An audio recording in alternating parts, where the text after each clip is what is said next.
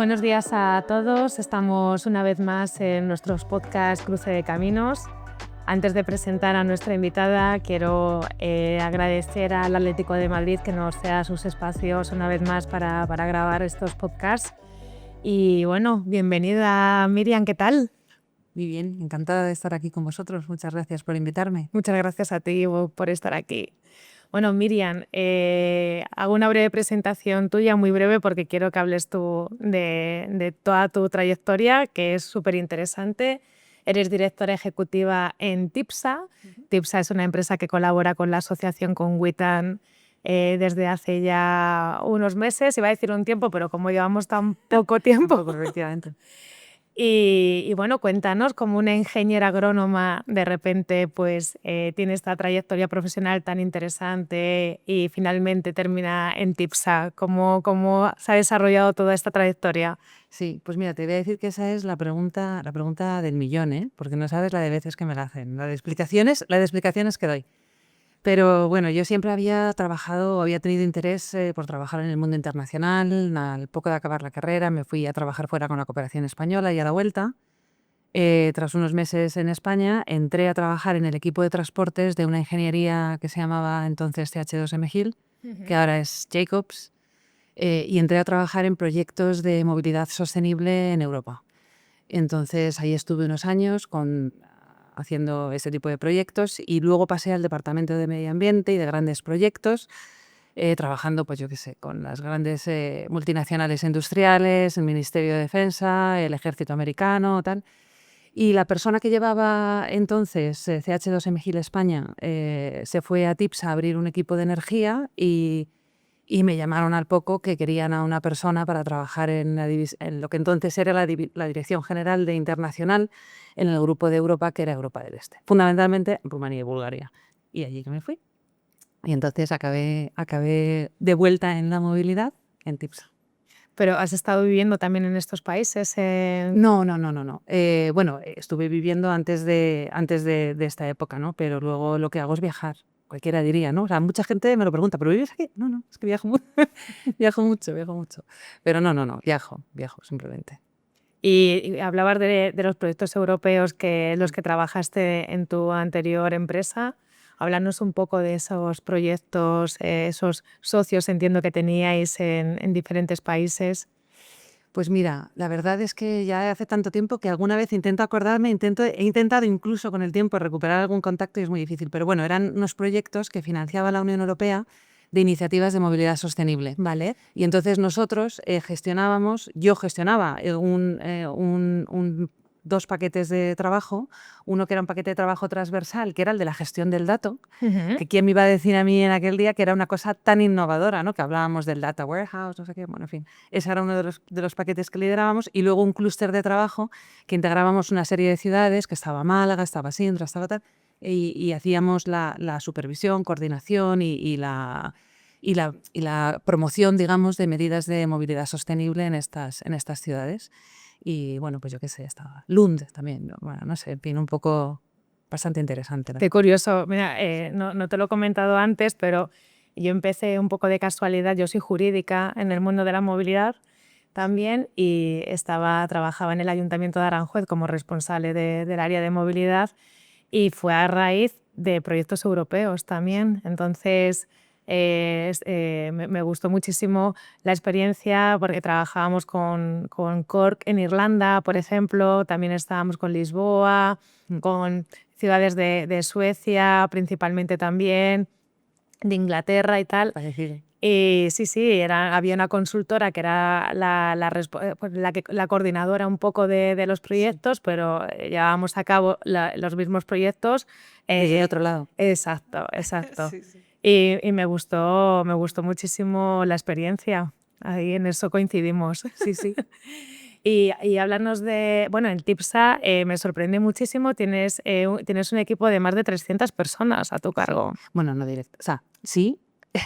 Bueno, y trabajando en mis proyectos bastante más. Pero bueno, digamos de línea directa sí, porque tenemos oficinas por Europa. Y entonces, pues al final va sumando y efectivamente es un equipo bastante grande. Sí, tenemos como 4 mercados, mercados de inversión, fundamentalmente Europa de los nórdicos, con Suecia y Noruega, Ujú. Reino Unido e Irlanda, también Portugal. Luego tenemos Europa del Este, que tenemos muchos años de actividad con contratos fundamentalmente de financiación internacional. Y luego el resto de Europa, que según las oportunidades van surgiendo en áreas en las que somos fuertes, pues vamos haciendo proyectos. Y luego transversalmente, pues hay otras áreas como, yo que sé, energía, tal, que son proyectos que trabajan en todos los países de Europa. Para nosotros Europa no incluye España. Eso también hay que decirlo, ¿no? O sea, soy la directora de Europa, pero no de España.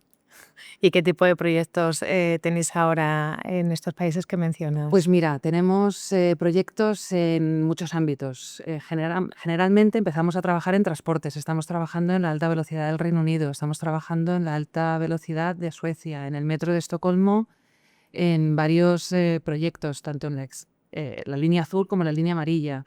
En, yo qué sé, estamos trabajando también en proyectos de energía, en energía offshore, redes de transmisión.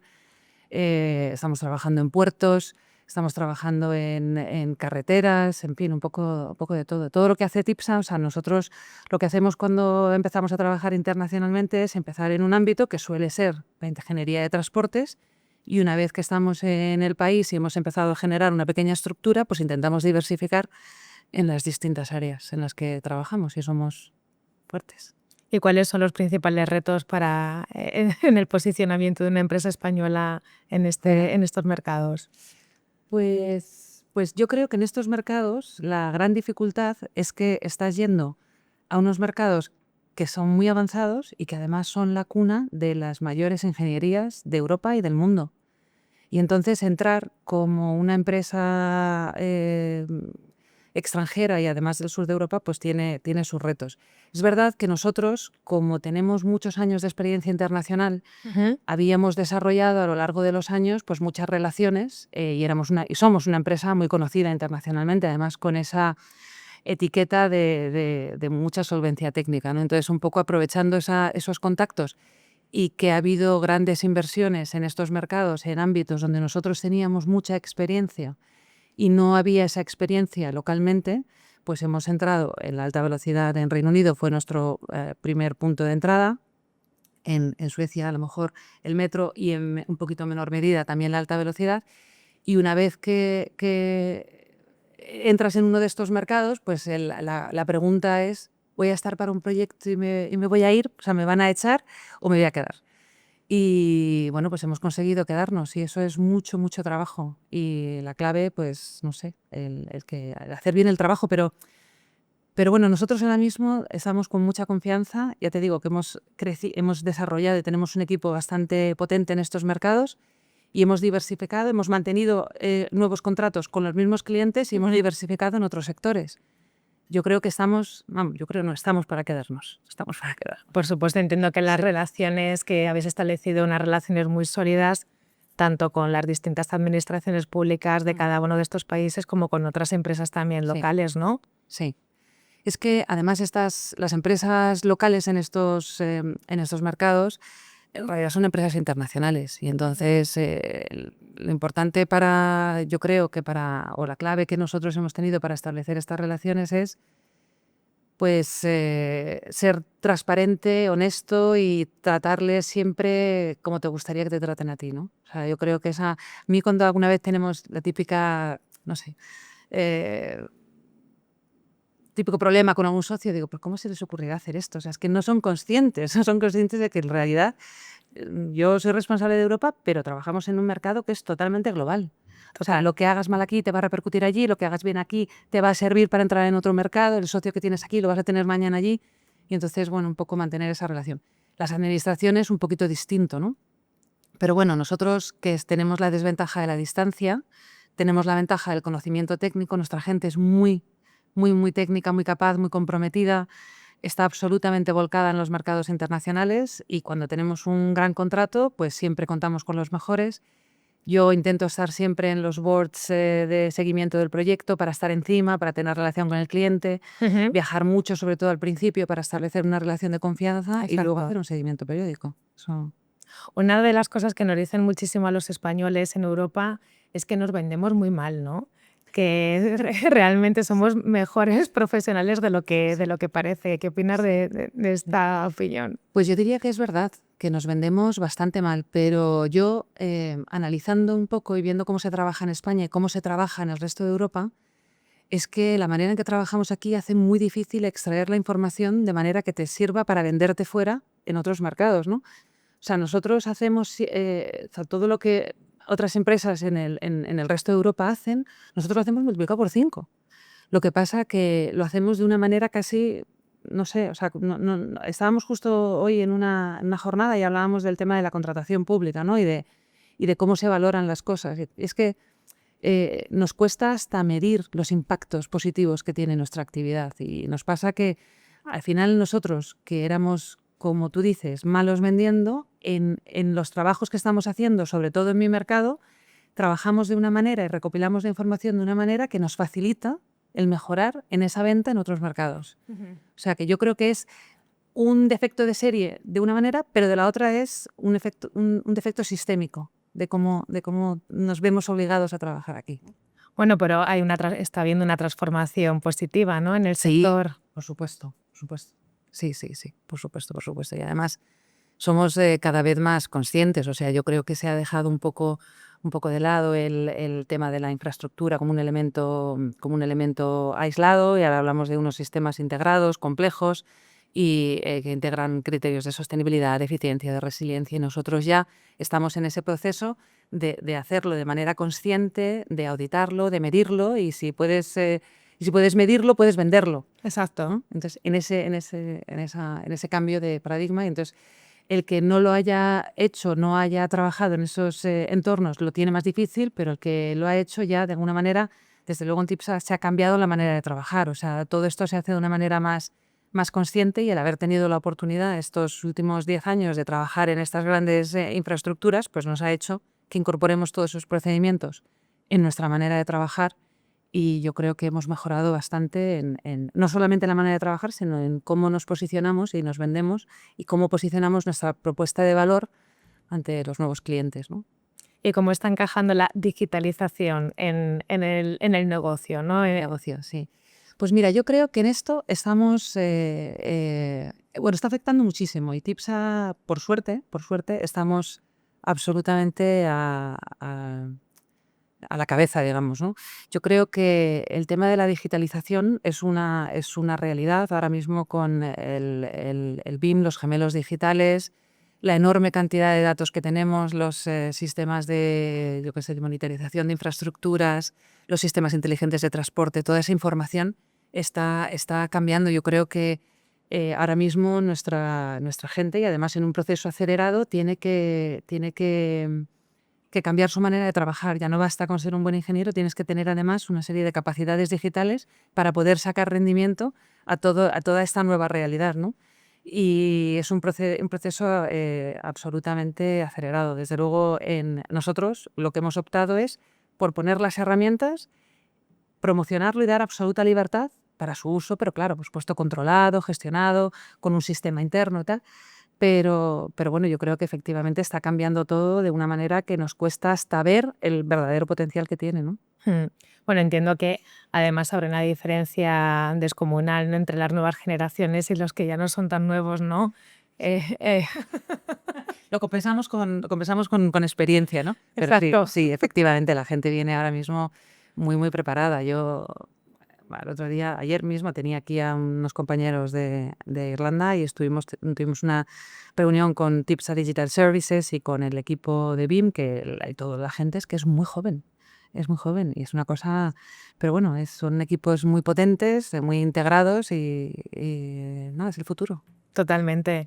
Hablamos de la digitalización, pero la sostenibilidad también aquí está jugando un papel súper importante. Ya Importante, sí. la infraestructura va más allá, ¿no?, de ser un simple, bueno, no simple, pero una herramienta, ¿no?, de Sí, sí. cómo encajamos también la sostenibilidad en el puzzle. Pues mira, yo esto como comentábamos antes, ¿no? Yo creo que desde luego en Europa el tema de la sostenibilidad es algo que forma parte de las decisiones técnicas y de las decisiones políticas 100%.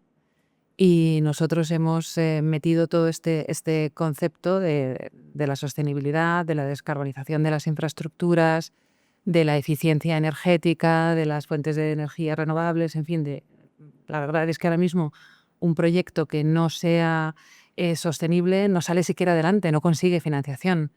Entonces yo creo que es una realidad, por suerte para todos, no imperan solamente los criterios de eficiencia técnica, sino de sostenibilidad y de beneficio social, ¿no? Al fin y al cabo.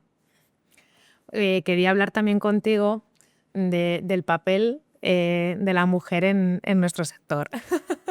Esto es para no contentar a nadie, en realidad, porque en estas respuestas nunca puedes acertar. Sí, bueno, sí que es verdad que lo comentamos muchas veces que en la movilidad, en el transporte en general, una de cada 5 personas que trabajan, una somos mujeres, ¿no? Y luego los puestos directivos el dato todavía es peor, ¿no? Porque sí que es verdad que en España a nivel europeo no estamos muy mal en puestos directivos teniendo en cuenta todos los sectores, pero en nuestro sector tan solo el 5% de los puestos directivos están ocupados por mujeres. Sí. Bueno, desde luego, yo creo que es verdad que hay menos prevalencia de mujeres en el sector, pero la proporcionalidad con los puestos directivos no se corresponde. Entonces yo creo que de alguna manera, como sociedad, tendemos a valorar la competencia más por atributos que son más masculinos. Y esto nos pasa tanto a hombres como a mujeres. Exacto. No es solamente un tema Sí, lamentablemente es hombres. así. Efectivamente, es un tema de educación. Y a las mujeres se pide a las mujeres que demuestren con resultado no sé cuántas veces, cuando a lo mejor a un hombre se le entiende ciertas capacidades intrínsecamente, ¿no? Pero bueno, yo creo que quizá en España, como el sector es de momento bastante tradicional y los puestos de dirección están ocupados por hombres, pues quizás se acentúa este efecto, ¿no? Pero a nivel europeo, yo sí que te digo que hay un cambio y que ahora mismo en las grandes ingenierías hay muchísimas de ellas que los puestos directivos están ocupados por mujeres, incluso el número 1 de la compañía. Y hay bastantes empresas de muchísimo prestigio. No me voy a poner a nombrarlas, es una competencia, pero muchas empresas europeas y empresas americanas. Y yo creo que en España la cosa cambiará, porque al final esto es un tema también de oportunidades y de percepción, ¿no? Cuantos más referentes haya, más mujeres pelearán y lucharán por conseguirlo y más oportunidades se abrirán, ¿no? Hay una cosa que yo creo que se aprecia ahora, yo que tengo un equipo grande, pues nosotros tenemos ahora muchísimas bajas paternales. Yo, vamos, lo celebro, que es verdad que las bajas de maternidad o paternidad son bastante difíciles de gestionar en equipos técnicos porque no es gente que pueda sustituir fácilmente. Exacto. O sea, las capacidades que tienen, el trabajo que realizan, se suple con dificultad. Pero a mí me parece una excelente noticia porque esa es la única manera en que las mujeres no sean penalizadas por el potencial de ser madres, que incluso a veces ni siquiera es por serlos, es porque potencialmente podrían serlo. Y yo creo que ese es el futuro y esto está cambiando, ¿eh? Sí, afortunadamente sí, está cambiando. De hecho, por ejemplo, en España, en la administración pública, muchísimos de los puestos siempre hablando de nuestro sector, Sí. de directivos, pues ya están ocupados por mujeres. De hecho, la presidenta de la asociación es la directora general de planificación e infraestructuras de movilidad del Ayuntamiento de Madrid, la secretaria también, Ofelia, y muchísimas de las socias que tenemos pues también ocupan puestos técnicos de directivos en la administración pública.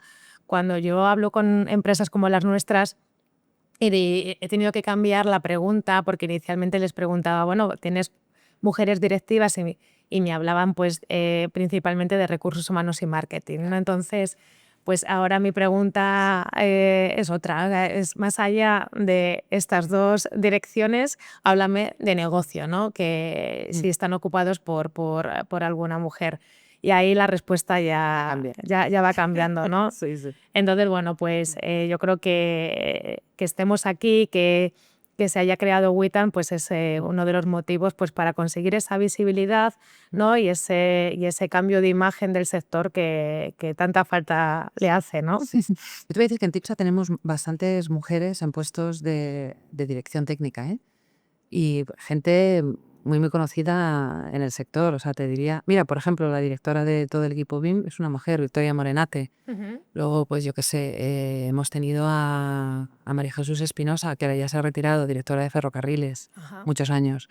Eva Montero, que es una jefa de sección del departamento de instalaciones, la persona que más sabe de instalaciones mecánicas del mundo, un referente que es, vamos, una de las personas más claves en el desarrollo de todos los sistemas electromecánicos del metro de Estocolmo. Pues es nuestra. Y es una mujer. Yo qué sé, Patricia García Kilroy. Tenemos muchas mujeres, pero es verdad que para mí no suficientes. Que hay Total. muchísimo talento y gente buenísima. Buenísima. Exacto, o sea, sí es en igualdad de condiciones técnicas porque no tenemos las mismas oportunidades, ¿no? O sea, no es por el simplemente hecho de ser Sí. mujer, ni muchísimo menos es el objetivo, es en igualdad de condiciones técnicas y de habilidades también. ¿Crees que la visión femenina en un sector como el nuestro es un valor añadido a... En un sector como el nuestro, sí, sin duda, sin duda. Yo creo que sí, y en todos los niveles, ¿eh? O sea, yo creo que en la gestión, que es más a lo que yo me dedico, me parece fundamental. Me parece que lo más importante es tener una visión diversa y las mujeres abordamos los problemas de una manera bastante distinta a como lo abordan los hombres. Pero me parece que desde el punto de vista técnico también. O sea, aportamos una visión, tenemos necesidades distintas y tomamos conciencia de ciertos problemas y de ciertas necesidades distintas porque las hemos vivido en primera persona. Entonces no es que tengan que ser mujeres solo, no, es que tiene que haber una combinación. Yo creo que cuanto más diverso el equipo, mejor. ¿Y cómo se gestiona esa diversidad? Uy, pues mira, yo creo que es que la diversidad yo creo que la diversidad es una ventaja competitiva y además es una fuente directa de innovación y hay que promoverla. O sea, yo creo que los equipos que tenemos que generar tienen que ser equipos diversos, seleccionados por talento, intentando no tener sesgos, que todos tenemos sesgos de todo tipo, intentando no tenerlos ni por sexo, ni por origen, y casi te diría que a veces ni por formación. O sea, que tenemos que traer a gente que tenga conocimientos distintos, tenemos que incorporar en nuestros proyectos o en nuestros equipos a gente que aporte conocimientos en ámbitos distintos más allá de la ingeniería. Y a todo el mundo hay que darle su voz, hay que tener en cuenta su aportación y no sé, yo creo que es que hay que promocionarlo y además de manera consciente, ¿no? Los diferentes puntos de vista siempre enriquecen. Me gusta mucho esto que dices porque es un sector, como venimos diciendo, muy masculinizado, pero también muy ingenieril, ¿no?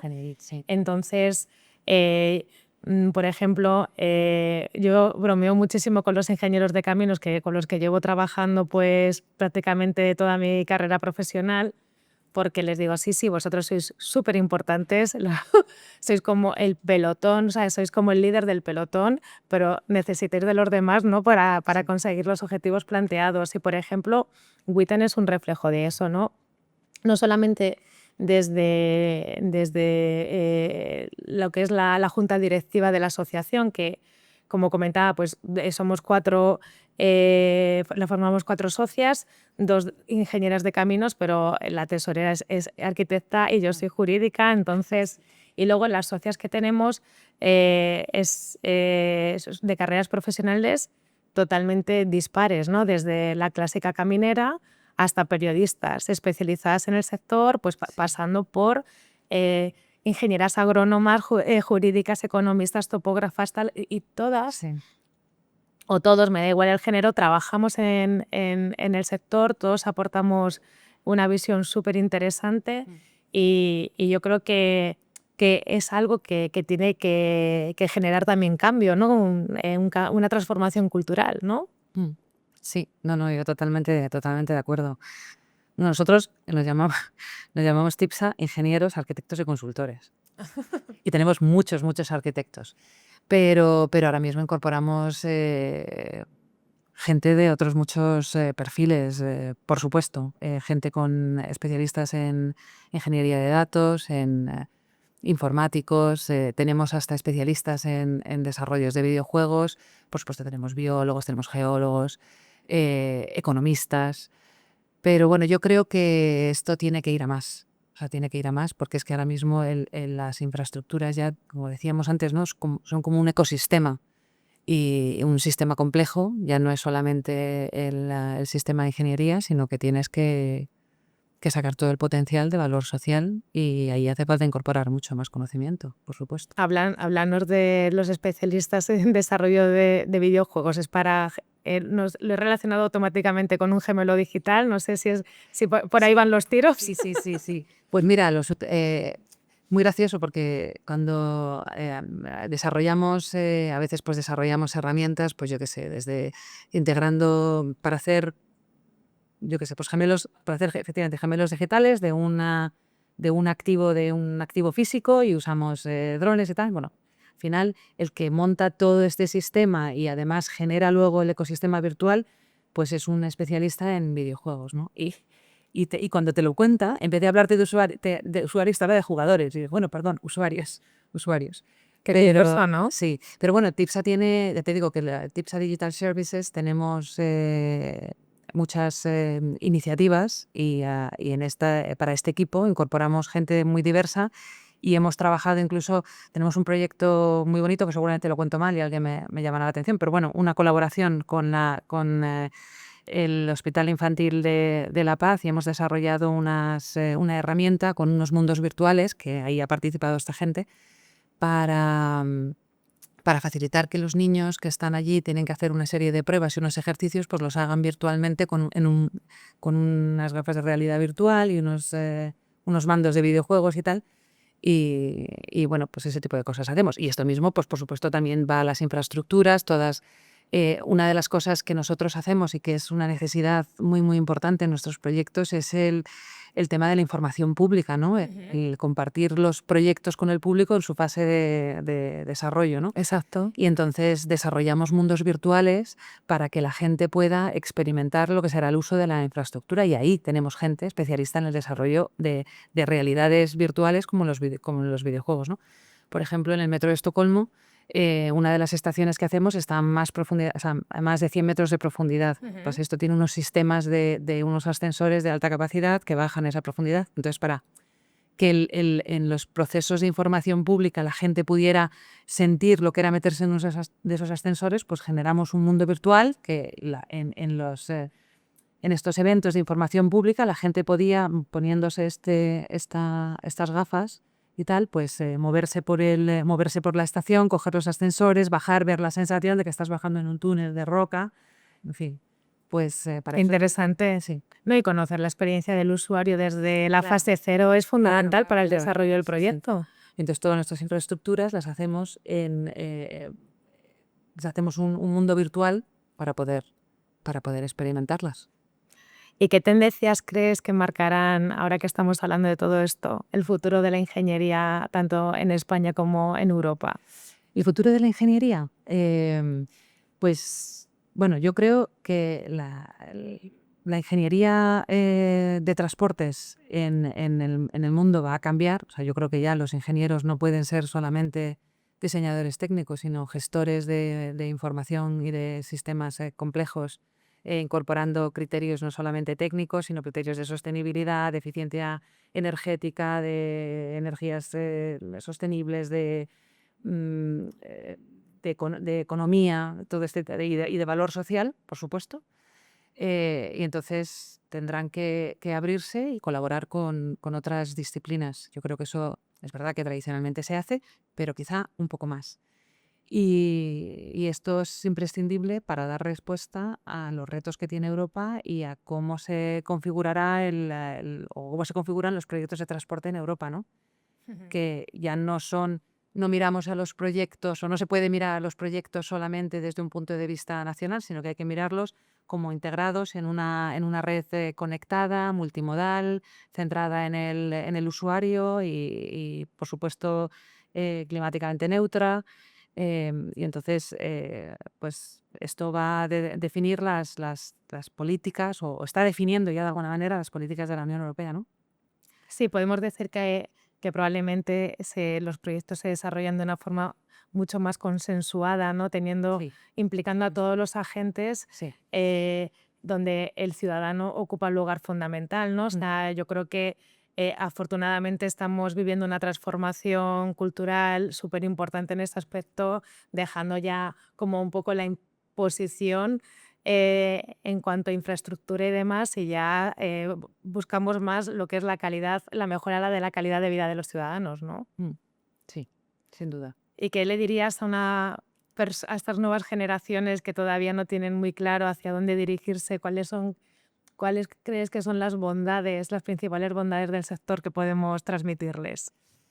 Bueno, pues yo creo que trabajar en este sector, en el fondo no deja de ser un privilegio, ¿no? Tienes un trabajo que tiene un impacto real en la vida de las personas, en tu ciudad, en tu día a día, en la conectividad, en cómo te relacionas con el resto del mundo. Yo creo que eso hay pocas cosas que te den eso, ¿no? Que te den esa capacidad real de ejercer un cambio positivo en la sociedad. Yo que se animen totalmente, vamos. Lo mismo a hombres que a mujeres. Te diría que a Exacto. mujeres se diría alguna cosa más, pero sí, sí. Que desde luego que participen. O sea, a mí me parece que la ingeniería de hoy está diseñando el futuro y que desde luego las mujeres no pueden dejar que ese futuro lo diseñen otros. Ujú. Hay que estar ahí. Totalmente de acuerdo. Sí. Fíjate, yo estoy de manera totalmente casual en el sector y no puedo estar más contenta y me siento súper afortunada de formar parte pues, de una línea tan importante para la sociedad. Mm. Y no puedo cerrar la entrevista sin hablar un poquito de WITAN, de cómo te enteraste de la existencia de la asociación y qué te esperas también un poco de nosotras bueno, de los objetivos que tenemos marcados ahí. Yo siempre digo que son objetivos muy a largo plazo, que llevamos tan solo 4 meses, pero que a pesar del poco tiempo, pues estamos haciendo muchas cosas, estamos muy activas, pero mucho más que vamos a estar.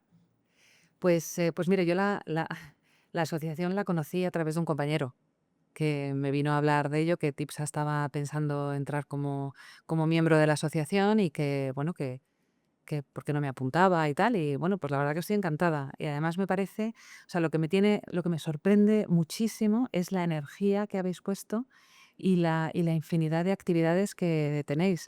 Desde, pues yo qué sé, charlas, desayunos, las entrevistas, una tontería, pero la lotería, todo genera. Los torneos de pádel que me tienen loca. Yo qué sé, o sea, esa actividad constante, ¿no? ¿Juegas Que al al pádel tener. también? Bueno, no, me lesioné una. No, pero lo quise. No, hago otras cosas, patino, pero bueno, mal, mal.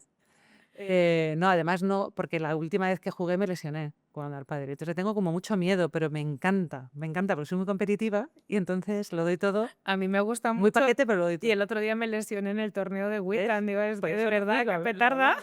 por eso yo no me he apuntado. Porque si me lesiono en eso, pues ya no puedo hacer nada de lo que hago. O sea, tengo, no puede ser. Hay que elegir, pero sí, sí, me encanta, me encanta. Y nada, mi expectativa es que sigáis así, o sea, que siga la asociación, que sigamos, digamos, que sigamos dando voz a las mujeres eh, y a nada, crecer. Sí, a crecer poco a poco. Además, el objetivo es que todas las socias, tanto y las empresas colaboradoras, por supuesto, o sea, todas colaboremos, ¿no? Porque al final es una asociación sin ánimo de lucro, donde todos tenemos nuestras responsabilidades por otro lado y demás, y si queremos conseguir cada uno de los objetivos que nos hemos propuesto, tenemos que colaborar todos un poquito. Sí, sí, sí. Con nosotros podéis contar. Sí, un placer. Estamos encantadas, la verdad. Así que, Pues nada, muchísimas gracias. Es la primera entrevista que tenemos, pero no la última, ni mucho menos, así que Encantada. nos iremos reuniendo de vez en cuando para seguir hablando pues, de los diferentes proyectos que gestionas y demás, y de todas las novedades que poco a poco se van introduciendo en el sector. Ujú. Y bueno, y a todos los demás, pues agradeceros una vez más que estéis aquí en Cruce de Caminos, recordaros nuestra página web witan.es y deciros que estamos súper activos en las redes sociales Instagram, X y sobre todo LinkedIn, y nos vemos en el próximo episodio. Un saludo.